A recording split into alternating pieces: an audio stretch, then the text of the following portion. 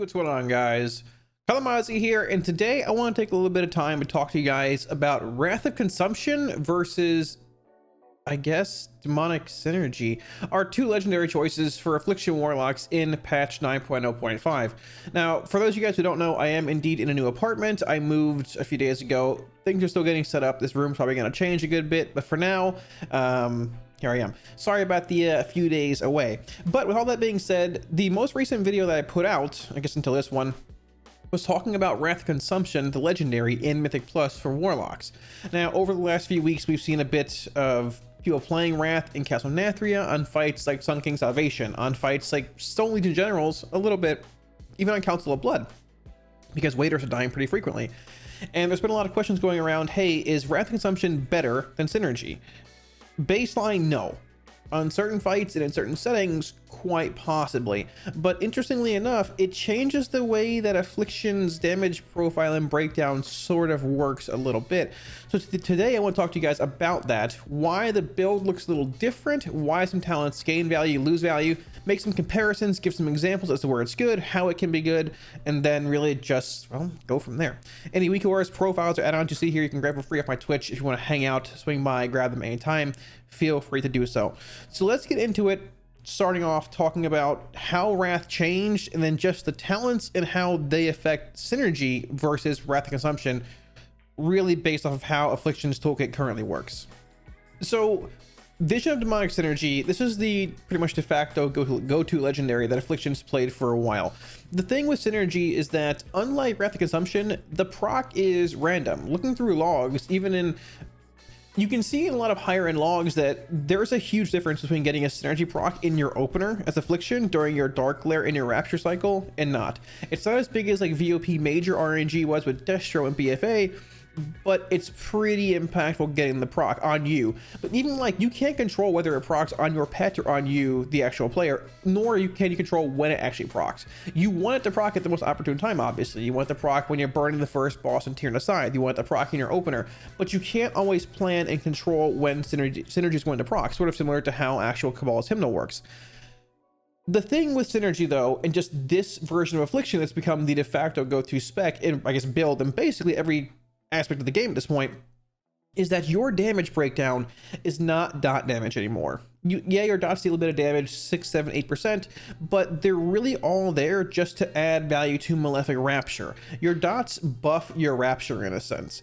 And when you're comparing it to something like, you know, Wrath of Consumption, Consumption buffs your dots, but Synergy is buffing your overall damage. So when you have a Synergy proc in your opener, it's buffing your dot damage by, you know, roughly 10%, but it's buffing your Rapture damage by 10%. And when you have Agony, Corruption, Siphon, UA, Singularity, Soul Rot, Shadows Embrace at 3 stacks, Haunt, everything rolling, your trinkets going, the actual just stacking damage you get is so incredibly strong, and it's what makes Synergy very, very strong. Now, also, there are certain fights where, like, let's say, for example, Malefic Wrath, or even Wrath of Consumption, could proc, you can get the effect of stacking Malefic Wrath, you still can't make great use of it. Synergy is going to be a flat damage proc increase wherever it happens, whether you're in a 1 target setting, a 2 target, 3 target setting. It's just solid across the board universally in basically every setting. But like we said, you're playing Siphon, you're casting Agony, Corruption, really just to buff Rapture. Your dot damage is not incredibly impactful anymore, or at least, well, I mean, nowhere near as impactful as it was when we were playing in, you know, back in Legion and things, from dots actually dealt damage. However, when it comes to Wrath of Consumption, though, things are a lot more consistent at times. Whether you're in Mythic Plus, or you're on a fight like Sun King Salvation, or Council of Blood, or even Stone Legion Generals, when you're in a setting where you know you're going to have ad spawning at this point, and when you know they're going to be dying at this certain point in time, thus allowing you to chain that damage amp to your dots into the next part of the fight, well, things get a lot easier. Now, things get even better if you're able to spawn ads and then have ads spawn again before your actual duration of Wrath drops to refresh it again. But you can sort of plan and calculate when you're going to have the Wrath Consumption buff up, which then changes your playstyle a little bit. Now, we've seen a lot of builds playing actually Writhe Agony, Vile Taint, and Haunt, Dark Soul, Drain Hold, basically the same. They don't really change much. But changing to Writhe and Vile Taint plays a bit more into your actual dot damage profile.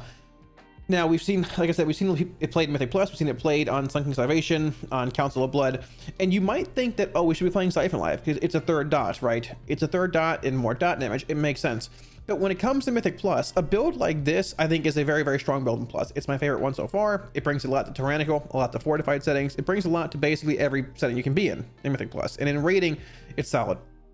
The problem is that Siphon Life in Plus, it's great single target because you're playing the de facto single target build for prideful mobs. You're playing it for bosses and maybe some priority mobs, I guess you can say, in trash packs. You'll put your haunt on it, your UA on it, and you'll blast it down. But the thing is, unless you have your dark lair, you're not putting typically Siphon Life on every target in Mythic Plus on a trash pack. You're gonna put it on, like, you know, you're gonna precast your seed, roll your agonies, your UA, your haunt, and maybe, well, put a Siphon Life on your main target and then maybe one other target, and you go into your raptures. But the big thing is, when you're rapturing, the Siphon is more there to buff your rapture on those AoE pulls, like on one mob, two mobs, than it is for the actual Siphon Life damage itself.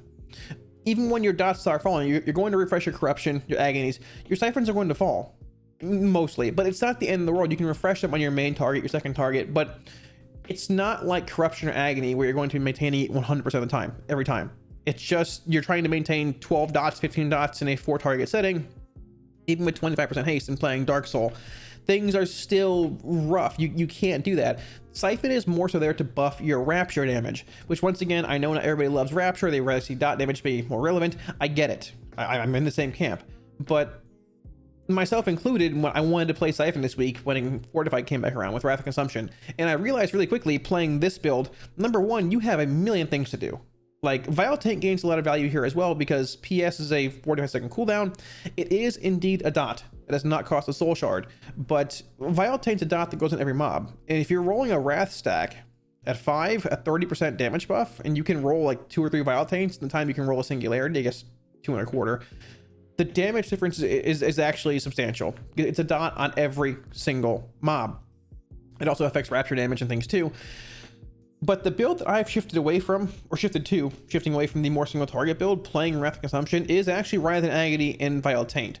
Now, I think there's merit to both of these talents here. We played Absolute Corruption in the most recent key, or I guess the latest key that I ran on stream. You'll see it here in a minute. Absolute Corruption is strong. It's a strong effect, but Wrath gives you more value single target wise, and even more value in 2 target, 3 target, if the pack actually lives long enough for you to get your Wrath value.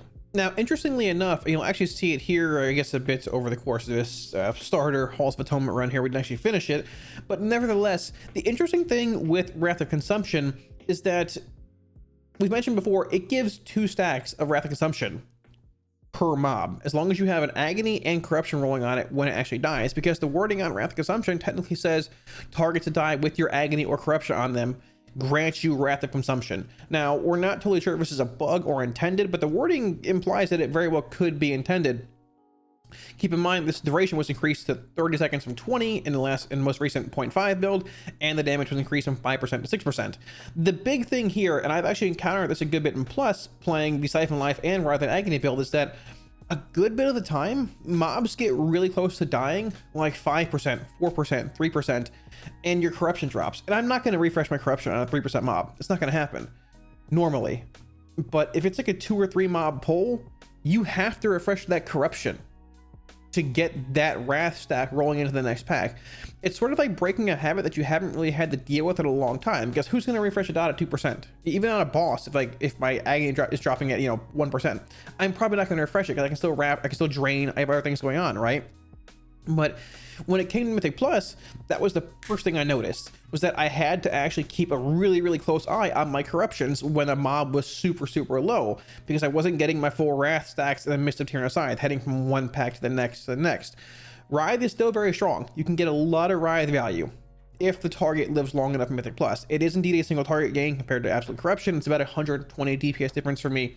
Surprisingly, in a 4 target sim on trash packs for about 40 seconds, it was only about a 200 DPS gain, 220 or so, in a 15,000 DPS sim. So not as much as you'd actually expect, but Absolute Corruption gives you the option of really casting your seed and forgetting it.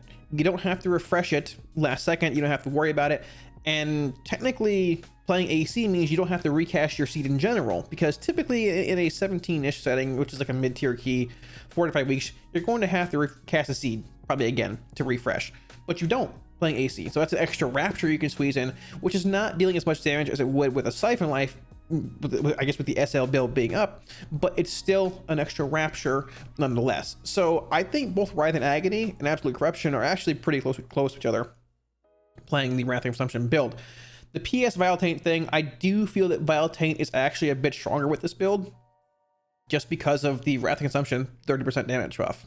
Like, yeah, your PS deals, I mean, 5,100 damage. Your Vile Taint deals 3,800. And I mean, if you can cast 2 Vile Taints the time you can cast 1 PS, and you're rolling a 30% dot buff, well, I mean, honestly, it's pretty strong. Now, keep in mind, it's not just your Vile Taint, Agony, Corruption, Siphon Life that your actual Wrath and Consumption buff affects. Wrath and Consumption also buffs Drain Soul. It also buffs Inevitable Demise, which, I mean, we are mostly Night Fae, Inevitable Demise, Wrath and Consumption scaling. I'm not saying I'm going to play it. I'm just saying that it's definitely interesting. But even outside of that, playing the Wrath and Consumption build, there's a lot of cool tricks you can do in Mythic Plus as well with Wrath. For example, it's actually Storming this week, which is great because that gives you a mob basically every pack that you can, Spiteful, which you can basically tag every pack when the trash mobs die and carry that over into the next pack. It's a great way to extend your Wrath and Consumption.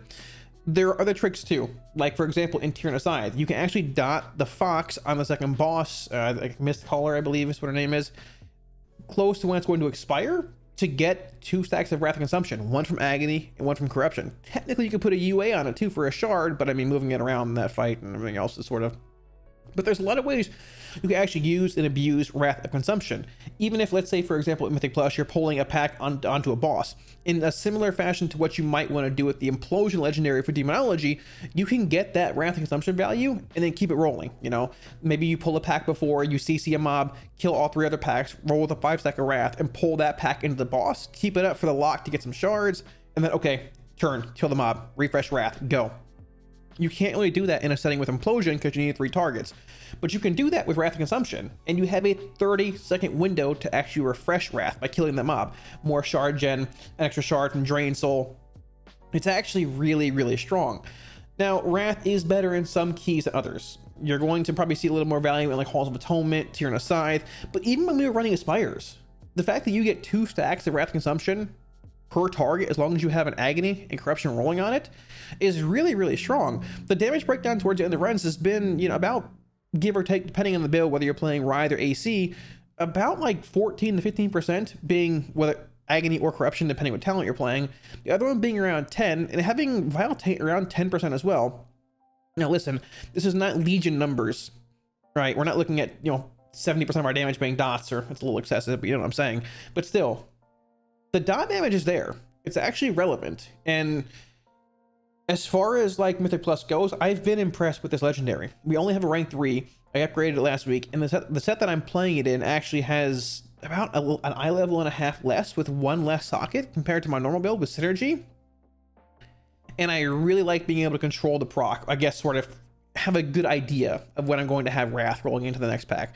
Now, obviously, if you're wiping a lot in Mythic Plus and things aren't going too well, then, well, it is what it is. You're not going to have Wrath of Consumption, but for the most part, if you're wiping as well, key's probably not going too well. Either way, I've been really impressed with Wrath. I'm not saying that it's better than Synergy, just straight up cut and dry. Definitely not saying that, but I think it's very interesting when you compare Synergy to Malefic Wrath, because they're both very similar, but they both want different builds. One is more interested in the Writhe, Absolute Corruption, Vile Taint version of the spec. I wouldn't even fault you for necessarily playing Dark Caller either a bit, even though I think Haunt is probably a little better. And one is more interested in the Siphon Life, Rapture damage playstyle. And I'll be real, even having a rank 2 Wrath and Consumption Legendary, the damage we actually brought to Mythic Plus was pretty impressive. If you're able to change from pack to pack to pack, rolling his buff, you're looking at like a 70% uptime on Wrath. You can see it here in logs. It's actually really high. In this Halls of Atonement, for example, we had a 5 stack rolling for essentially the first third of the dungeon or so until we started wiping, and then the group fell apart. But hey, that's just a normal day on stream. But regardless, the effect is extremely powerful. In the duration extension to 30 seconds and 20, the 1% buff per stack, and just the 2 stacks per mob dying, is actually really, really strong. And the more you think about it, there's a good bit of bosses actually in Shadowlands where you can get a fairly good bit of wrath consumption value. You know, whether you chain a pack into it or not. Second boss in Tyrannicide, third boss in Tyrannicide with the ad spawning later on. Also, Atonement, you've got a handful of bosses as well you can pull trash onto. Spires, even being more of a single target-esque kind of dungeon, there are some opportunities to pull mobs onto them. You can maintain a permanent stack of wrath consumption in Theater of Pain on Gore Chomp. And the cool thing is, even outside of that, the final boss in Theater of Pain, there are tricks you can do with Banish with CC. You can banish one of the elementals on the final boss in Theater of Pain. You can banish a spiteful mob in general this week and carry it over into the next pack. You can CC mobs. You can sort of slow DPS on one. There's a lot of tricks you can actually do just to extend Wrath of Consumption. Thinking all the way back to Antorus, I believe on Coven of Shavara, banishing one of the Norgonon ads and then killing it later for Wrath stacks. I always killed somebody every week in raid doing that, but it was worth it. They weren't paying attention. But extending your Wrath Consumption is actually really strong. And the cool thing is, it's opened up so many different like play styles, angles, and avenues to actually play Wrath and have fun with it that I didn't expect. It sort of adds like another element to Mythic Plus that I'm not really used to playing with. But it's a lot of fun, and the damage honestly has been pretty competitive. So as far as my closing thoughts go on Wrath Consumption versus Synergy, I haven't played with it enough. I haven't played with it enough to really make like a super accurate, I guess, analysis, or give one, I should say, on Wrath versus actual division of Demonic Synergy. I will say though that Wrath, I think, has potential. We've played with, honestly, how many? Let me think. 5 or 6 different legendaries now. That I guess 4 or 5. They're sort of memey. And Wrath of Consumption hands down has the most potential. It was one that I had wanted to craft for a while, assuming that it had a decent bit of potential, and it actually does. I didn't know about the double stacking Wrath of Consumption thing, like 2 stacks per Agony and Corruption, until we actually made it. I guess until THE told me about it, and it's really, really strong. So I think, depending on how like the next raid tier goes with testing, if AF is indeed still as strong as it is now, or a good choice in a lot of boss fights, you might see Wrath Consumption being a pretty decent option when it comes to fights like a Council of Blood or a Sun King Salvation kind of fight. Fights where ads are spawning frequently enough to chain the actual debuff. Now, as far as talents go, I mean, once again, I think it does sort of push you into a Writhe AC build, but in a raid setting, I can still see you playing SL with Wrath. It's just when it comes to plus, maintaining SL on 4 or 5 targets with this, and it's just not as, you know, but it feels really, really good knowing, okay, I'm going to have a 4 stack, pretty much a 5 stack.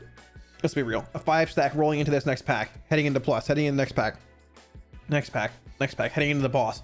It feels really good being able to like just control that 30% damage buff. And when you're playing a build that's a bit more pushed into dot damage, Vile Taint and Writhe or AC, the damage, like I said, is actually impressive. You'll notice at the end of runs that your actual Rapture damage is not as powerful, or not as, like, I guess, as impactful. It's not a 40% plus Rapture run. You're at like 30, 33, 34-ish%, but your dot damage is there, and it's relevant, and it's good. Now, Wrath will gain value in lower keys. It'll gain value in 2s, 3s, 4s, 24s, 25s, because packs are dying nonetheless. But the problem is that it's probably easier to chain the buff in lower keys, but you're probably not getting as much value out of it necessarily playing Writhe or things where you can't totally ramp up.